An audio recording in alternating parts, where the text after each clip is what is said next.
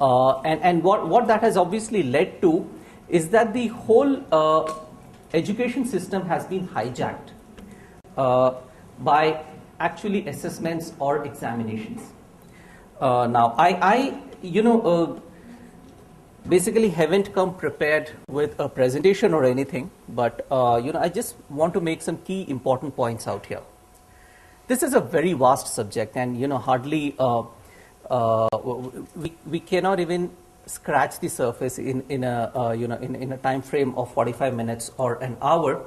But all the same, I think it's very important that when a lot of education leaders are sitting out here, when a lot of people who can actually influence the outcome of what goes on in schools or in educational institutions need to touch upon this very, very carefully. Most importantly, does assessment or figuring out something alternative to this, is it really even important? The fact of the matter is, yes, in the previous session, something important was stated, and really to paraphrase a little bit of that, is that we can ask any HR manager of a leading IT or a BPO company. I mean, I spent a lot of time in BPO organizations before I came into education, and it's very clear that the acceptance rate of people, who are graduates or postgraduates, is actually less than 2%.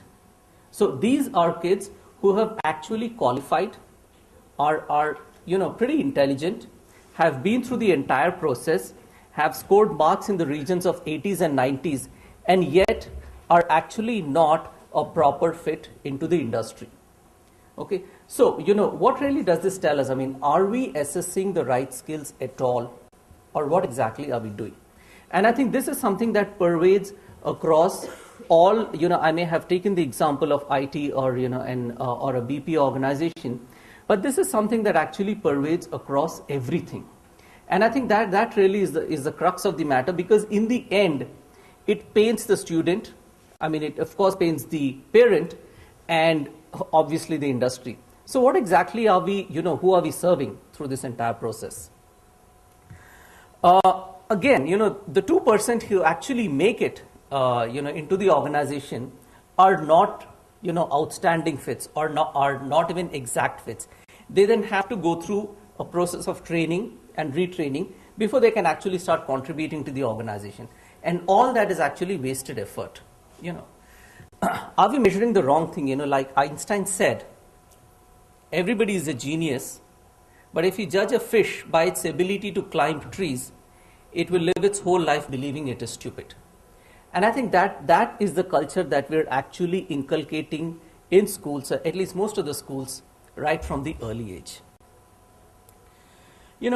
I don't know how many of you have heard of this, miracle horse called clever hands. It's a very important facet which is taught in psychology.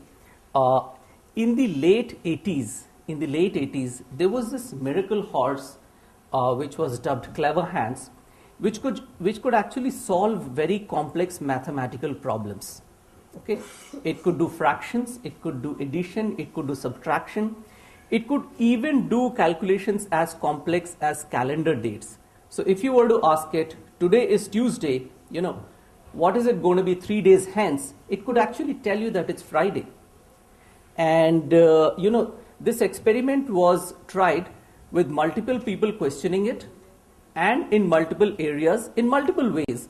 And it was clearly demonstrated that this is not a fraud. And, it had the entire community, quite baffled.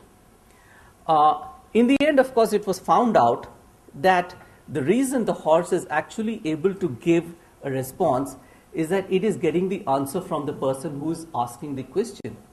There was this social communication which was happening between the person asking the question and the horse, and it was able to sense, seeing how tense the questioner is and how relaxed he is, and it was able to give a correct answer almost 96% of the time. Okay, now this is a very, very tangential example that I'm giving, but I think it's important. And the reason is that this is really what is happening in our entire education system, is that we are either consciously or subconsciously telling our children what is important. And what we're telling them is that it is exams which are important. Okay?